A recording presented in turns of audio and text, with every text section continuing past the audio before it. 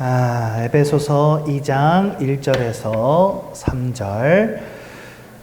다 찾으셨죠? 우리 한 목소리로 함께 보겠습니다. 시작. 그는 허물로 죄로 죽었던 너희를 살리셨도다. 그때 너희는 그 가운데서 행하여 이 세상 풍조를 따르고 공중의 권세 잡은 자를 따랐으니 곧 지금 불순종의 아들들 가운데서 역사하는 영이라.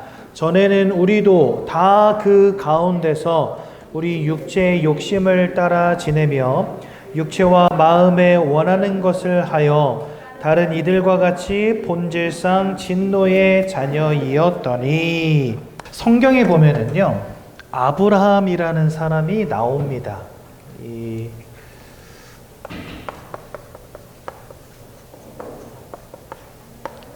이 아브라함이라는 사람을 믿음의 조상이라고 보통 말을 하거든요. 왜 그러냐면 하나님 앞에 믿음으로 인정받았던 사람이기 때문에 믿음의 조상이다, 이렇게 아브라함이라는 사람을 부릅니다. 근데 창세기 12장에 보면 이 아브라함에게 하나님께서 말씀하시는 장면이 나와요.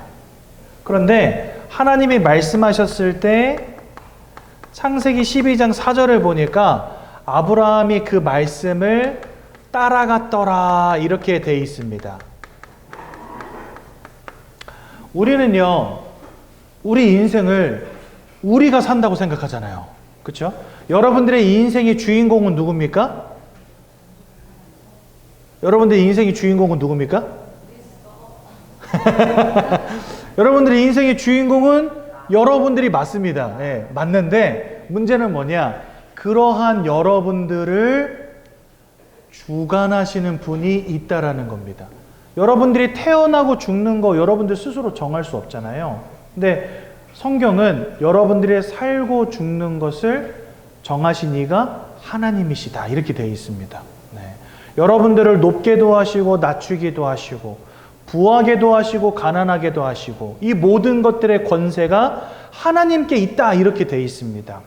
그러니까 이 아브라함이라는 사람도 보니까 하나님이 말씀을 주셨고 그 말씀을 아브라함이 따라갔다, 이렇게 되어 있습니다.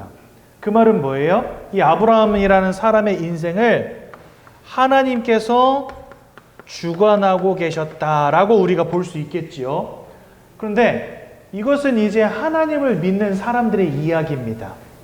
하나님을 믿지 않는 사람들의 이야기가 오늘 에베소서 2장 1절에서 3절에 보니까 잘 나와 있어요. 여기에 보니까요, 아주 중요한 말이 나옵니다. 죄 때문에, 허물 때문에 우리가 죽었다라고 오늘 1절에 말씀하고 계세요. 죄와 허물로 죽었던 너희를 살리셨도다, 이렇게 되어 있거든요. 그 말은 뭐예요? 죄 때문에, 허물 때문에 죽었다, 이 말입니다. 근데 성경에 보니까요, 이것을 어떻게 풀어서 설명해 놓으셨냐면 죄 때문에 하나님을 잃어버린 상태가 된 것이다 라고 성경 말씀하세요. 로마서 3장 23절에 보니까 모든 사람이 죄를 범하였음에 하나님의 영광으로부터 멀어지게 되었다, 이렇게 되어 있습니다. 그러니까 여러분 보세요.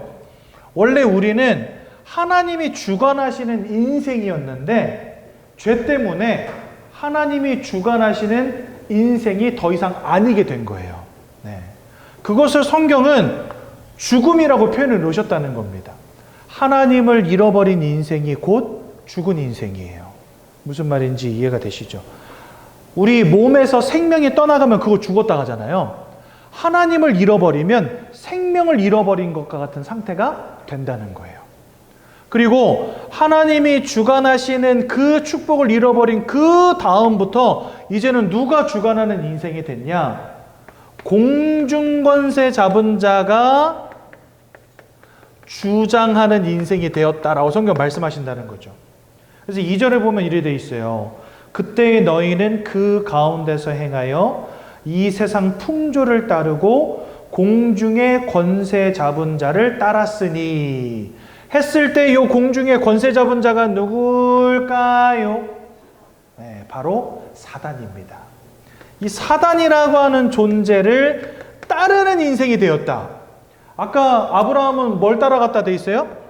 하나님의 말씀, 하나님을 따라갔잖아요. 근데 이제는 하나님을 잃어버리는 사망 상태 가운데 딱 들어간 모든 인생들은요, 사단을 따라가는 인생이 돼버렸다. 예. 즉, 사단이 그 인생을 주관하게 되었다. 이렇게 말씀하십니다. 이거를요, 세상 사람들은 뭐라고 말하냐면은 운명 사주팔자라고 해요. 여러분, 제가 점쟁이들을 많이 만나봤거든요. 그냥 점쟁이들 말고 진짜 내림굿을 받아가지고 작두도 타고 사람들의 미래를 맞추는, 사람들이 줄을 서서 만나는 사람들 있잖아요. 그런 사람들을 가서 만나봤어요.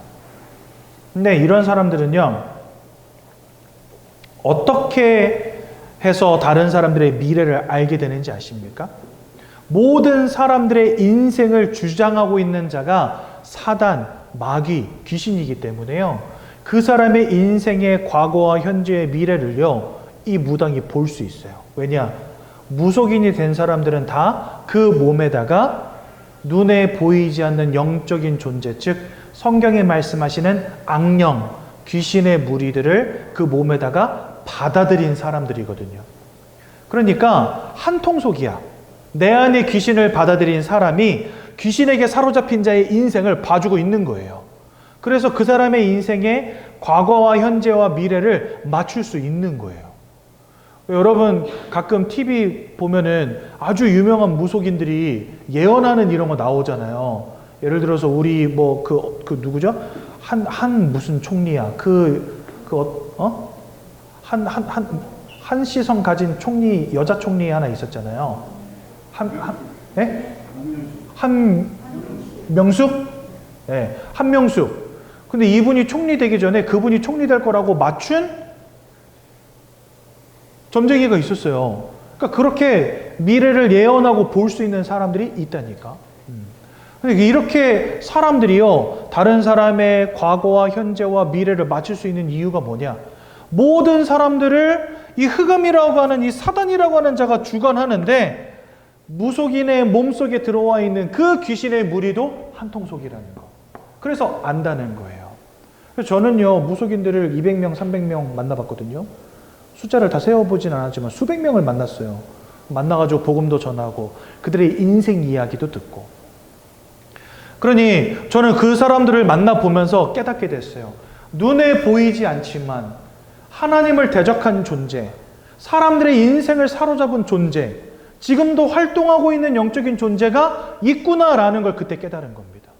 근데 성경은 더 정확하게 이렇게 하나님의 말씀을 따라 하나님이 주관하시는 인생도 있거니와 하나님이 주장하시는 인생이 아닌 사단에게 사로잡힌 인생도 있구나라는 것을 보여주신다는 거예요. 그런데 여러분, 이게 왜 중요하냐? 우리의 인생을 누가 주관하느냐에 따라서 여러분들의 인생의 결론이 정해진다는 거, 이게 중요한 것입니다. 하나님이 주장하시는 인생, 이 땅 떠나가는 날 하나님이 함께 하시는 천국으로 가는 겁니다. 그게 인생의 마지막이다라고 성경 말씀하세요. 그러면 하나님을 잃어버린 채 이 운명과 사주팔자 속에서 사단이 주장하는 인생이 돼버렸다. 그 끝은 사단이 던져지도록 예비되어 있는 지옥에 함께 들어가는 겁니다. 누구와? 사단과 함께. 그래서 여러분들, 우리 인생이 지금 누가 주관하는 인생을 살아가느냐 하는 것은 정말 중요한 거예요. 내가 얼마나 공부를 열심히 해서 얼마나 좋은 대학을 나와서 얼마나 돈을 많이 벌고 얼마나 성공한 인생을 사냐, 이것도 굉장히 중요하지만 그것은 그냥 현세에서 중요한 거예요. 더 중요한 것은 바로 내세의 이야기입니다. 하나님이 이 땅에 그리스도를 보내신 이유는 뭐냐? 그리스도를 통해서만 이 내세의 문제를 해결할 수 있기 때문에, 그리스도를 통해서만 사단이 주장하는 인생에서 하나님이 주장하시는 인생으로 바뀌어질 수 있기 때문에 하나님은 그리스도를 보내셨다는 사실. 그래서 여러분들, 베드로전서 1장 9절에 이런 말씀이 있습니다. 믿음의 결국. 여기 보면요, 믿음의 결국이 무엇인지에 대해서 설명하세요. 믿음의 결국 곧 영혼의 구원을 받음이라 이렇게 되어 있습니다. 그러니까 우리가 믿음을 갖는 그 이유는 뭐라고 되어 있냐? 저와 여러분들의 영혼이 구원에 이르는 것. 이게 바로 믿음의 결국이다. 이렇게 표현되어 있어요. 즉 내가 예수를 믿음으로 하나님이 주장하시는 인생이 된다면 그 인생의 결국은 영혼의 구원이라는 겁니다. 바꿔 말하면 하나님이 함께 하시는 인생이 아닌 공중권세 잡은 자를 따르고 사단이 주관하는 인생 어떻게 된다고 되어 있냐? 에베소서 오늘 읽은 성경 에베소서 2장 3절에 이렇게 되어 있어요. 다시 한번 볼까요? 3절. 전에는 우리도 다 그 가운데서 우리 육체의 욕심을 따라 지내며 우리도 다 그 가운데 있었다는 겁니다. 공중권세 잡은 자를 따르고 하나님을 따르지 않고 죄와 허물로 죽었던 상태 속에 있었던 거예요. 육체와 마음에 원하는 것을 하여 다른 이들과 같이 본질상 진노의 자녀이었더니 여러분들이 이 속에 있잖아요. 그러면 본질적으로 여러분 본질적이라는 말은 뭐예요? 후천적이라는 게 아닙니다. 내가 어떻게 인생을 사느냐에 따라서 달라지는 것이 아닌 그냥 근본적으로 진노의 자녀가 되었다 이렇게 말씀하세요.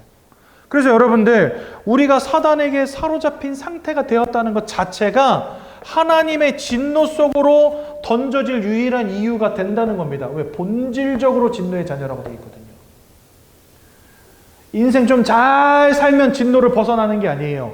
그냥 우리는 선천적으로 원래 존재 자체가 근본적으로 본질적으로 진노의 자녀가 돼버린 거예요. 어느 순간부터 하나님의 영광으로부터 멀어져서 공중권세 잡은 자 사단에게 매여서 그 사단이 주관하는 인생이 된 그것으로 말미암아 우리는 본질상 진노의 자녀가 돼버렸다 이렇게 말씀하세요.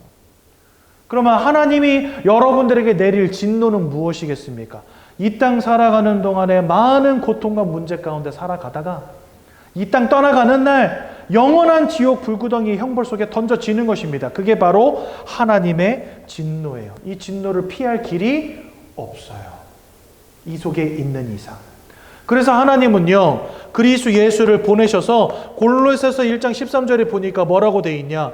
그가 너희를 흑암의 권세, 이 흑암의 권세로부터 너희를 건져내서 여러분 우리가 빠져나오는 게 아닙니다. 빠져나올 수도 없거니와. 그래서 구원자이신 예수가 오셔서 여러분들을 건져주셔야 되는 거야. 건져내사 사랑하는 아들의 나라로 옮기셨다 이렇게 되어 있어요. 저와 여러분들이 천국에 노력해서 들어가는 게 아닙니다.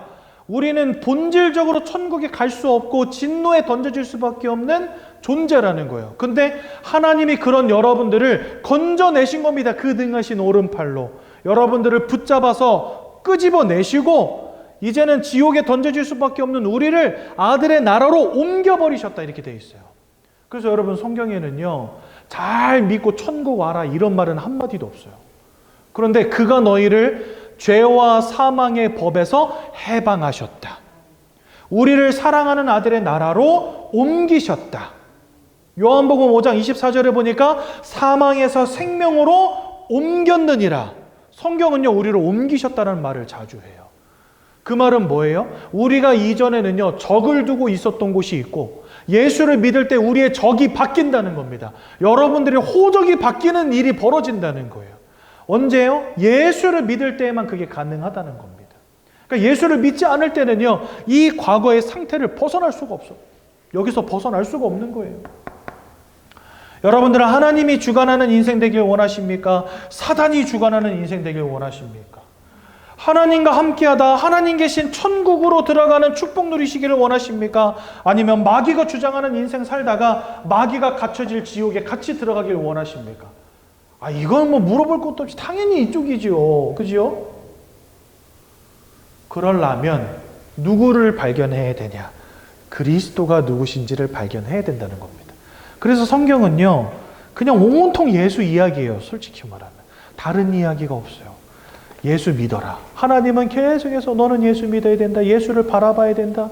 예수를 영접하는 자에게는 하나님의 자녀가 되는 권세를 주신다. 우리의 시민권은 그때로부터 하늘에 있는 것이다. 고린도전서 3장 16절에 보니까 내가 그때부터 너희들 안에 내주하겠다. 너와 함께 하겠다. 시편 48편 14절에 보니까 죽는 날까지 내가 너를 인도해 주겠다. 성경은요, 예수를 믿는 자와 믿지 않는 자들의 인생이 써 있고요. 하나님이 함께 하시는 자와 하나님이 함께 하시지 않는 자의 인생이 써 있고요. 하나님이 주장하시는 자의 결과와 하나님이 주장하시지 않는 자의 미래가 썩 적혀 있습니다. 그 기준이 되는 게 누구냐? 바로 그리스도 예수라는 거예요. 그러니 여러분, 우리가 예수 그리스도를 깊이 아는 것에 집중해야 되겠습니까? 안 해야 되겠습니까? 해야 되는 거예요. 네. 그럼 우리 옆에 있는 분들과 한번 인사 나눕시다. 잘 오셨습니다. 네. 잘이 중요해요. 그냥 잘 오셨습니다가 아니고 잘 오셨습니다. 이게 중요해요. 잘 오셨습니다. 좀 전에 자 이런 소리가 들린 것 같은데. 왜냐? 여러분들 이거 어디 가서 배우겠습니까? 학교 간들 교수님이 알려주겠습니까? 서울대학 간들 거기서 최고 권위를 가진 이 교수님들이 알려주겠습니까? 그 어디에서도 배울 수 없는 거, 하나님이 성경에만 적어 놓으신 거, 그거를 우리에게 알려주시는 거예요. 근데 여러분, 성경에 보니까요, 되게 재밌는 표현이 있어요. 로마서 16장 25절에 보면 이런 말씀이 있습니다. 하나님의 복음은 영세전에 감추어져 있다가 이제는 우리에게 나타내신 바 되었으니, 이렇게 되어 있습니다. 왜 그러냐면요, 이 그리스도라는 이 말은요, 비밀이에요, 비밀. 그래서 아무나 깨달아 알 수 없고 하나님이 아무에게나 들려주시지 않으세요. 여러분, 비밀을 아무데나 가서 막 말합니까?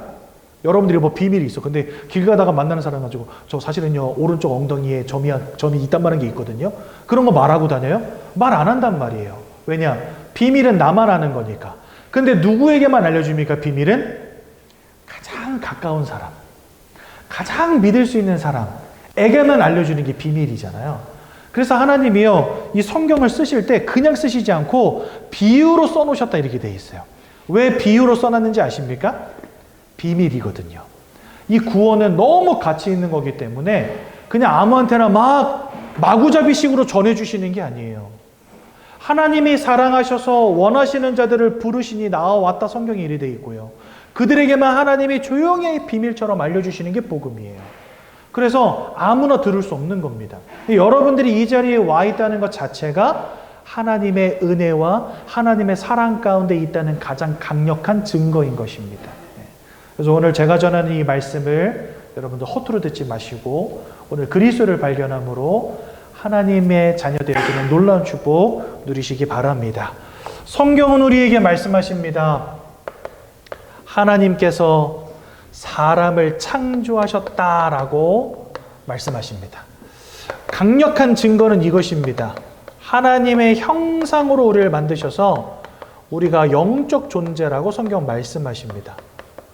영적 존재이기 때문에 우리는 영적 행위를 합니다. 그렇죠? 우리는 몸을 가졌기 때문에 밥을 먹고 물을 마시고 잠을 자는 행위를 합니다. 마음을 가졌기 때문에 서로를 이해하고 배려하고 사랑하는 행위를 합니다. 영혼을 가졌기 때문에 하나님께 예배하고 찬양하고 기도하는 행위를 한다는 거예요. 근데 이 땅에 그 어떤 동물도 예배, 기도, 찬양하지 않습니다. 왜 그런지 아십니까? 영적 존재가 아니기 때문에. 근데 사람은 그런 행위를 한단 말이죠. 왜 그렇습니까? 저와 여러분들이 영혼을 가진 영적인 존재를 알 수 있는 그런 존재라는 겁니다. 하나님은 처음부터 이렇게 우리를 영적 존재로 지으셨습니다. 그 이유는 뭐냐? 하나님이 영이세요. 하나님은 육신을 갖고 있지 않습니다. 그래서 그 영이신 하나님을 우리가 알고 예배하려면 영적인 세계를 이해할 수 있는 존재여야만 하는 거예요. 근데 영적인 세계는 눈으로 볼 수 없잖아요. 손으로 만질 수 없잖아요. 그런 눈으로 볼 수 없고 손으로 만질 수 없는 그 영적인 세계를 이해하려면 내가 영적 존재여야 하는 거예요. 어떤 분이 저한테 그러더라고요. 복음 전하는데, 목사님, 하나님 본 적 있니? 나보고. 본 적 없는데요? 그러니까 보지도 못한 걸 왜 믿니? 나보고. 제가 어이가 없어가지고. 그리고 우리 선생님은 마음을 보신 적 있습니까? 제가 이렇게 물어봤어요. 본 적 없대. 마음이 있어요? 없어요? 있대. 아니, 본 적 없는 그 마음이 어떻게 있다고 믿냐? 물어봤거든요. 그랬더니, 아니, 그냥 마음은 그냥 내가 보는 게 아니잖아요. 그냥 있다는 걸 아는 거잖아요. 사람이 그와 같습니다. 사람은 그저 하나님이 계시다는 걸 알 수 있는 존재라는 거예요. 왜냐? 보지 않아도 만지지 않아도 알 수 있는 영적 존재라는 거예요. 무슨 말인지 이해가 되시죠? 처음부터 그렇게 우리를 영이신 하나님을 알 수 있는 영적 존재로 지으신 겁니다. 왜 그러냐? 그 하나님을 알고 그 하나님과 함께하며 그 하나님을 예배하며 그래서 하나님 주시는 영적 축복을 누리도록 하나님이 우리를 만드신 거예요. 하나님이 영이시잖아요. 그 하나님만 주실 수 있는 영적인 축복들이 있는데 그 영적인 축복들을 알고 누림으로 풍성한 인생이 되도록 하나님 만드신 겁니다. 네. 여러분 보세요. 사람이 몸을 가졌잖아요. 그래서 우리가 어느 정도 건강함과 그 다음에 물질의 풍족함을 누릴 때 행복을 느낍니다. 사람은 마음을 가졌잖아요. 그래서 뭔가 긍정적인 마인드를 가지고 사랑도 하고 뭔가 만족을 느낄 때 행복을 느낍니다. 근데 여러분 이 두 가지 중에 하나라도 무너지면은요 행복을 느끼기가 쉽지 않아요. 예를 들어서 마음은 긍정적인데 삶이 확 무너져 있다. 행복하기 쉽지 않습니다. 그렇죠? 몸은 막 엄청 막 돈을 어마어마하게 벌었는데 마음이 무너져 있다. 행복하기 쉽지 않습니다. 그래서 사람은요 몸과 마음을 가졌기 때문에 어느 정도 몸과 마음이 다 받쳐줘야지 행복을 느껴요. 더 중요한 거, 사람은 영혼을 가졌기 때문에 하나님이 주시는 영적인 축복과 영적인 풍성함 가운데로 들어갈 때야 비로소 행복을 느낄 수 있다는 거예요. 그래서 사랑하는 자여 너의 영혼이 잘됨 같이 네가 범사에 잘되고 강건하길 원한다. 성경이 이렇게 말씀하시거든요.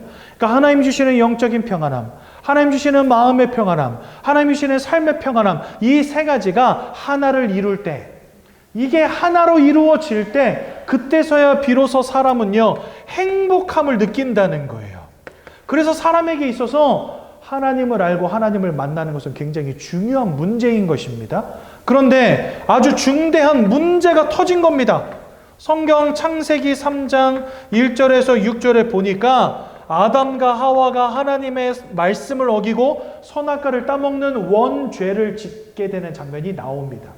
근데 성경은요 이 죄로 말미암아 하나님의 영광으로부터 멀어지게 되었다라고 말씀하시고 이 죄를 짓는 자마다 마귀에게 속한 자가 되었다 이렇게 말씀하신다는 거예요. 즉, 죄 때문에 이 하나님이 주시는 영적인 모든 축복을 다 잃어버린 겁니다. 또 죄 때문에 하나님을 대적한 사망의 권세를 가진 사단에게 콱 사로잡힌 존재가 되었다고 성경 말씀하신다는 겁니다. 이때로부터 사단이 주관하는 인생이 되었다고 성경 우리에게 말씀하신다는 거예요. 그러니까 저와 여러분들은 원래 하나님이 주장하시는, 하나님과 함께하는, 하나님이 주관하시는 인생이었다는 겁니다. 그런데 안타깝게도 죄로 말미암아 하나님이 잃어버린 그 순간부터 이제는 마귀가 주관하고 마귀가 주장하는 인생으로 바뀌어버린 거예요. 그래서 우리는 그것을 영적 문제라고 합니다. 왜? 본래의 것을 잃어버린 거거든요.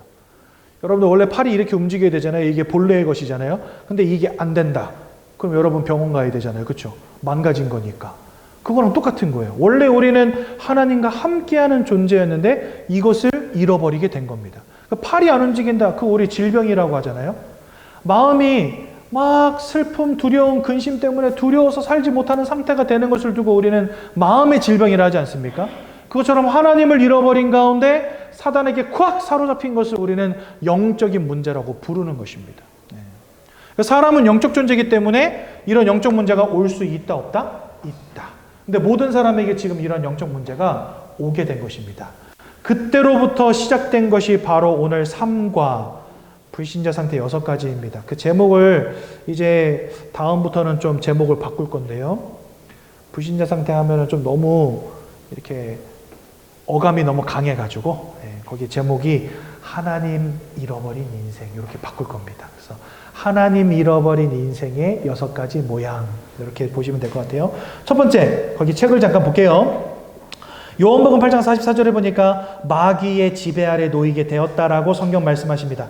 너희는 너희 아비 마귀에게서 났고, 오늘 읽은 성경 에베소서 2장 2절은 공중권세 잡은 자를 따르는 인생 되었다고 말씀하시고, 그래서 3절에 본질상 진노의 자녀가 되었다. 언제부터요? 하나님을 잃어버린 그 순간부터. 2번 건너뛰고 3번부터 보겠습니다. 이렇게 하나님을 잃어버린 영적 문제 가운데 딱 빠지고 나니까 사람들의 마음과 생각이 무너지기 시작한 거예요. 여러분들, 사람이 마음과 생각이 무너지면 육신이 병드는 것처럼, 육신이 병들면 마음이 힘든 것처럼 영혼의 무너짐이 여러분들의 마음의 무너짐을 촉발시킨다는 겁니다. 그래서 여러분들, 영적인 무너짐 속에서 사람들의 정신과 마음의 문제가 시작이 되는 겁니다. 불안과 불평과 허무와 정신병, 노이로제, 불면증, 우울증에 시달리고요. 악몽, 환청, 귀신을 보는 등의 문제에 시달리기도 하고 만족과 평안과 행복과 기쁨과 감사가 없는 인생이 되고 마는 것입니다. 그러니 그 육신과 그 삶이 무너질 수밖에 없는 것이고, 더 큰 문제는 뭐냐? 바로 내세 문제, 5번입니다. 하나님의 최후 심판이 기다리고 있다라고 말씀하시고 마귀에게 속한 자, 그 끝이 지옥에 던져질 수밖에 없는 겁니다. 누구와 함께? 마귀와 함께 지옥에 던져지는 겁니다. 6번, 후대 문제가 남아 있습니다. 우리가 후대에게 물려줄 수 있는 게 없어요. 좋은 것을 물려줘야 되는데 결국 후대에게 남겨줄 수 있는 것은 뭐냐? 우상 숭배밖에 남겨줄 게 없고, 재산은 남겨줄 수 있겠지만 하나님 안에 있는 생명은 남겨줄 수 없는 거예요. 그러다 보니까 나에게 와 있는 그 영적인 실패가 우리 후대들에게도 그냥 이어지는 것입니다. 그리스도 예수를 통해서 하나님을 만날 때만 끝나는 문제이기 때문에, 이 땅에는 해결할 방법이 없기 때문에 나와 우리 후대가 연속적으로 고통당할 수밖에 없는 거예요. 출애굽기 20장 4절에서 5절에는 특히나 나를 미워하는 자들, 즉 우상 숭배하며 하나님을 믿지 않는 자들의 죄를 갚되 아버지로부터 아들 3, 4대 이르게 한다라고 분명히 말씀하십니다. 아무리 우리 후대에게 돈과 지식과 권력과 성공을 물려준다 하더라도 그것으로 해결되어지지 않는 문제이기 때문에 결국 우리 후대도 무너질 수밖에 없다는 겁니다. 그러다 보니까 사람들이요, 이 문제를 해결해 보려고 2번입니다. 2번. 우상 숭배하기 시작하는데 그게 바로 마귀의 종노릇하는 방법이라고 성경 우리에게 말씀하십니다. 고린도전서 10장 20절은 나는 너희가 귀신과 교제하는 자 되기를 원치 않는다, 이래 써 있습니다. 그러니까 우상 숭배, 거기 보면은 이방인이 하는 제사는 귀신과 교제하는 것이요, 이렇게 돼 있거든요. 그러니까 우리가 막 제사 지내고 고사 지내고 하는 이 모든 것들이 사실은 귀신과 교제하는 행위라는 겁니다. 하나님은 그러한 귀신과 교제하는 행위를 그쳤으면 좋겠다라고 성경 말씀하시는 거예요. 왜요? 많은 사람들 제사 지내고 고사 지내고 구하고 점수를 따라가고 미신과 부적을 믿고요, 날과 맷자리, 방향, 궁합 등 마음대로 할 수 없는 삶을 살고 있거든요. 뭐 결혼을 한번 할래도 가서 궁합을 봐야 되고, 나를 한번 잡을래도 뭐 길이를 가서 따져봐야 되고, 그렇죠? 이사를 한번 갈래도 방향을 정해야 되고, 이사를 한번 갈래도 손 없는 날을 찾아야 되고, 이렇게 인생이요, 뭔가 사로잡힌 인생 되는 거예요. 제가 어렸을 때 학교 끝나고 와가지고 집에 오면은요, 이제 막 되게 피곤할 때 있잖아요. 낮잠 자고 싶을 때. 그럴 때 그냥 가방 휙 던져놓고 그냥 이불에 탁 엎어져가지고 자거든요. 근데 자고 있으면 갑자기 할머니가 제 등짝을 쫙 하고 때려요. 그럼 아왜 하고 깨면 할머니가 이쪽으로 누워서 자 그러는 거예요. 이쪽으로 눕지 말고 이쪽으로 누워 자라는 거예요. 북쪽으로 눕지 말라는 거예요. 근데 이렇게 딱 제가 방문 열고 들어가서 그냥 이불에 툭 누우면 제 머리가 북쪽이거든요. 그러면 할머니가 와가지고 맨날 등짝 부려. 예, 이쪽으로 누워. 침대는 이쪽이에요. 침대는 이쪽인데 방문을 열면 침대가 이러고 있어요. 근데 가서 이러고 눕지 않고 그냥 이러고 눕는 거예요. 그러니까 이쪽으로 눕지 말고 이쪽으로 누워서 자라는 거예요. 뭐 문지방에 걸터 앉지 말아라, 밥상에서 다리 떨지 말아라, 빨간 글씨로 이름 쓰지 말아라, 산에 올라가서 꽃 꺾지 말아라, 돌 걷어차지 말아라. 얼마나 이런 말 많이 듣고 살았는지 아십니까? 근데요, 무속인들 뭐라고 말하냐? 돌 위에 귀신이 앉아있고 꽃 만물 위에 귀신이 있다는 거예요. 꺾으면 노한다는 거예요. 걷어차면 노한다는 거예요. 왜 사람들이 이사 갈 때 손이 없는 날 가는지 아십니까? 손 있는 날 가면 귀신이 역사한다는 거예요. 그래가지고 여러분들, 사람들은요, 뭔가에 매이고 뭔가에 딱 사로잡혀가지고 옴싹달싹 못하는 그런 인생 살고 있는 거예요. 그런데 성경은 그것이 귀신과 교제하는 인생이니라. 이런 하나님을 떠난 채 흑암 마귀에게 사로잡힌 인생을 지금도 세상은 살아가고 있는 것입니다. 그러니 여러분, 이 문제를 어떻게 해결했습니까? 이 하나님을 잃어버린 인생의 문제 어떻게 해결하겠습니까? 아무리 성공하고 아무리 노력해도 아무리 착하게 아무리 배려하며 내 가진 전 재산을 세상을 위해서 내어준다 할지라도 이 문제는 해결되어지지 않는 거예요. 그래서 여러분들 꼭 기억하십시오. 좋은 것은 그저 좋은 것일 뿐 진리가 될 수 없다는 것을 기억하셔야 됩니다. 네. 좋은 것은요, 진짜 좋은 겁니다. 그러니까 우리 인생은요, 좋은 것을 따라서 살아야 됩니다. 사랑해야 되고 베풀어야 되고 선을 베풀어야 되고 선행을 쌓아야 되고 최선을 다해야 되고 노력해야 되고 성실해야 됩니다. 하지만 그곳으로는 운명 사주팔자에서 그곳으로는 사단이 주관하는 인생에서 빠져나와서 하나님을 만나고 하나님 계신 천국으로 들어갈 수는 없다는 거예요. 그래서 여러분들 중요한 게 뭐냐? 우리가 우리 나름대로의 믿음을 갖는 것보다 성경이 뭐라 말씀하시느냐 이것을 우리가 발견하는 게 중요한 거예요, 여러분들. 저는 지금 제 생각을 말씀드리는 게 아니라 성경이 우리에게 뭐라고 말씀하고 있느냐 이거를 여러분들에게 말씀드리는 겁니다. 그러지 않다면 주님이 굳이 이 땅에 길로서 오셔서 우리를 위해서 십자가에서 죽으실 이유가 없어요. 그냥 여러분들이 좋은 것 하며 살다가 천국 가면 그만이잖아요. 근데 주님이 굳이 이 땅에 오십니다. 그리고 굳이 우리를 위해서 죽으십니다. 그것도요, 온몸을 다 찢고 피를 쏟고 물을 쏟고 그러고 비참하게 돌아가셔요. 그리고 돌아간 지 사흘 만에 또 부활하십니다. 그리고 이 땅에 오실 때도요, 그냥 온 게 아니에요. 여자의 몸에 성령으로 잉태돼서 오셨다. 성경이 이렇게 말씀하세요. 거기엔 다 이유가 있습니다. 왜 동정녀 마리아의, 그러니까 남자를 알지 못하는 처녀 마리아의 몸에 성령으로 잉태되었냐? 모든 아담의 자손들은요, 다 이 원죄 가운데 태어나는 겁니다. 죄악의 근본적인 성향 가운데서 태어나요. 그래서 하나님을 불신앙, 불순종할 수밖에 없는 인생으로 태어나는 겁니다. 그래서 예수님은요, 아담의 피와 상관이 없는 남자를 알지 못하는 몸에 성령으로 잉태되셔서 죄가 없는 몸으로 이 땅에 태어나십니다. 그래서 이것은요, 죄 없는 몸으로 태어나신 것을 의미하는 것이고요. 왜 죄 없는 몸으로 태어나셨냐? 죄 있는 저와 여러분들을 위해서 대신 죽으려고 죄 없는 몸으로 오신 겁니다. 저와 여러분들을 위한 대속의 제물이기 때문에 죄와 상관이 없는 깨끗한 육신이어야 하는 거예요.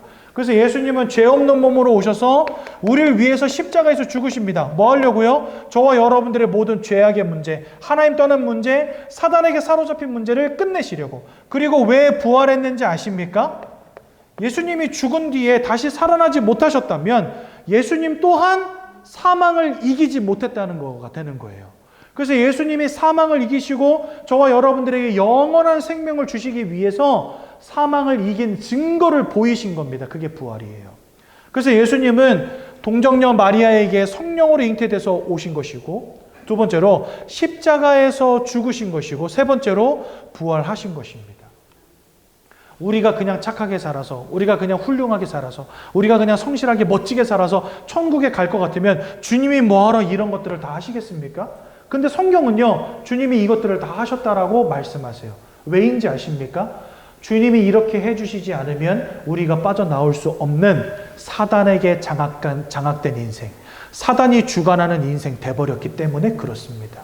그러니까 예수가 아니고서는 빠져나올 방법이 전무하다는 거예요. 예수님 이 땅에 오셔서 세 가지 일을 하셨습니다. 로마서 8장 1절에서 2절에 보니까 예수 안에 있는 생명의 성령의 법이 죄와 사망의 법에서 너희를 해방하였다. 이렇게 말씀하십니다. 그렇죠?